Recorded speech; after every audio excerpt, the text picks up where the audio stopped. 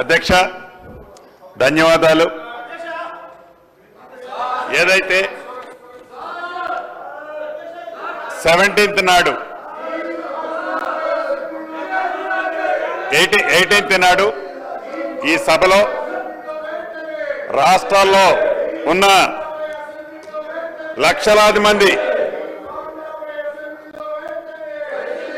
రైతన్నలకి భూములున్న రైతులకి ఒక భరోసా కల్పించే దాంట్లో భాగంగా సాధించుకున్న తెలంగాణ రాష్ట్రంలో ఆనాటి ప్రభుత్వంలో ధరణి ద్వారా కానీ 2020 చట్టం ద్వారా కానీ ఏదైతే రైతుల ఇబ్బంది కలిగిందో, ఏదైతే నష్టం కలిగిందో దాన్ని 2024 భూభారతి తెలంగాణ చట్టం ద్వారా సవరించే అంశాన్ని తమర అనుమతితో 17వ తారీఖు ఈ నెల ఇదే సభలో బిల్లు ప్రవేశపెట్టడం జరిగింది. అధ్యక్ష, ఆ రోజు కొన్ని అంశాలు మీ ద్వారా ఈ సభలో ఉండే సభ్యులతో పాటు రాష్ట్రంలో ఉండే లక్షలాది మంది భూములున్న రైతన్నలకు అభద్రతలో ఏదైతే ఉన్నారో వారికి ఒక భరోసా కల్పించే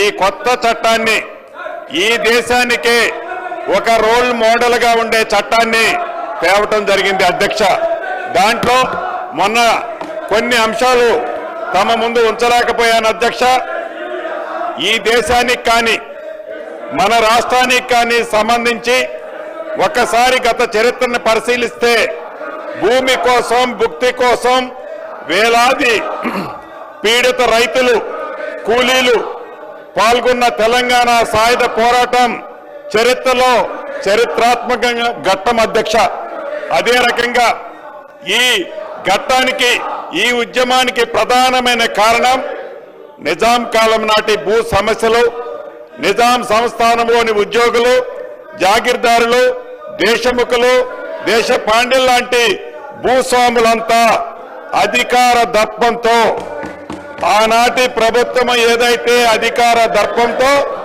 ధరణిని 2020 చట్టాన్ని తీసుకొచ్చి ప్రజల నెత్తిన రుద్దిందో, అటువంటి చట్టాన్ని గతంలో నిజాం నవాబు కంటే ముందు కూడా అదే పద్ధతి ఉండేది. అధ్యక్ష, అదే రకంగా ఈ ధరణి సమస్యలు పరిష్కరించలేకపోవటం, క్షేత్రస్థాయిలో బాధితుల బాధను అర్థం చేసుకోకపోవటం, ధరణిలో ఎలాంటి సమస్యలు కూడా లేవని బుకాయించడం అనేది ఆనాటి ప్రభుత్వం మనం ప్రత్యక్షంగా చూశాం. అధ్యక్ష, తప్పు ఒకరిది, శిక్ష మరొకరిది. తప్పు చేసింది దొరవారు, శిక్ష అనుభవించింది మాత్రం అమాయక ప్రజల. అధ్యక్ష, తప్పు ఒకరిది, శిక్ష మరొకరిది అన్నట్లుగా అనాచితంగా రాత్రికి రాత్రే గడిల మధ్య చట్టం చేసి తప్పు చేసింది ఆ దొరవారు, కానీ శిక్ష అనుభవించింది మాత్రం గ్రామీణ ప్రాంతంలో ఉండే సామాన్య భూములున్న పేద రైతుల. అధ్యక్ష, అదే రకంగా ఎలా ఇబ్బంది పడ్డారో ఒక ఎగ్జాంపుల్ ఈ వేదిక ద్వారా మీ పర్మిషన్ తో చెప్పదలుచుకున్నాను. అధ్యక్ష,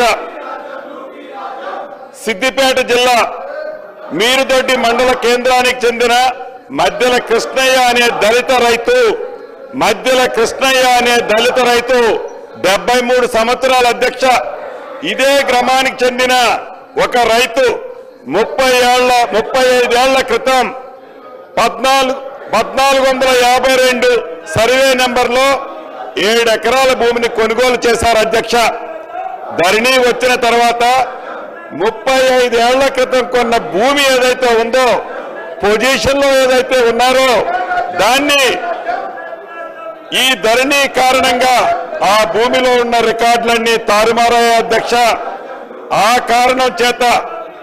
కారణం చేత జనవరి 22వ తారీఖు 2023 నాడు మధ్యల కృష్ణయ్య గారు 73 సంవత్సరాల వయసున్న మధ్యల కృష్ణయ్య గారు ఆ బాధను తట్టుకోలేక ఆత్మహత్య చేసుకున్నారు. అధ్యక్ష, ఇది అంటే ఇటువంటి కృష్ణయ్య గారు లాంటి వాళ్ళు కొన్ని వేల మంది బాధితులు ఈ చట్టం ద్వారా, నాటి చట్టం ద్వారా ప్రత్యక్షంగా నష్టం కలిగింది అని తమరికి ఈ వేదిక ద్వారా తెలియజేస్తున్నాను. అధ్యక్ష, మనం చిన్నప్పుడు చదువుకున్నాం. ఒక పిట్ట కథ మీకు చెప్పాల్సిన అవసరం ఉంది అధ్యక్ష. 2 పిల్లులు రొట్టె కథ ఈ ధరణిలో ఉంది. ఏదైతే 2 పిల్లుల మధ్య ఒక రొట్టె కథ గ్రామీణ ప్రాంతాల్లో కథలుగా చెప్పుకుంటారు అధ్యక్ష. ఆ కథ ఏంటంటే, ఒక రొట్టె ముక్క, 2 రొట్టె ముక్కలు ఉంటాయి అధ్యక్ష. ఆ రొట్టె ముక్కలో ఒక పిల్లి ఆ సైజ్ ఎక్కువ ఉందని, ఇంకొక పిల్లి ఈ సైజ్ ఎక్కువ ఉందని కోతి పంచాయతీ చేస్తుంది అధ్యక్ష. చివరికి 2 పిల్లుల్ని కాదని ఆ 2 రొట్టె ముక్కలని ఆ కథలో కోతి తిన్నట్లే ఈ ధరణి కాన్సెప్ట్ ని పెట్టి తెలంగాణ రాష్ట్రంలో ఉండే దళిత, గిరిజన, మైనారిటీ, బీసీల వేలాది ఎకరాల భూములని ఆనాటి పెద్దలు కోతి సామెతలాగానే తన్నుకుపోయారు అధ్యక్ష. ఈ ధరణిని పెట్టి అదే రకంగా ఇటు రాష్ట్రంలో అటు దేశంలో 2014 ముందు కాంగ్రెస్ ప్రభుత్వం తీసుకొచ్చిన రెవెన్యూ చట్టాలు, సంస్కరణలు రైతాంగానికే కాకుండా యావత్ ప్రజానికానికి ఎంతో మేలు చేశాయని చెప్పడానికి గర్వపడుతున్నాను అధ్యక్ష. అదే నిబద్ధత, అదే ఆశ, అదే ఆశయాలతో ప్రతిష్టాత్మకంగా ప్రవేశపెట్టిన ఈ భూభారతి 2024 రెవెన్యూ చట్టం నిజమైన ప్రజల చట్టం.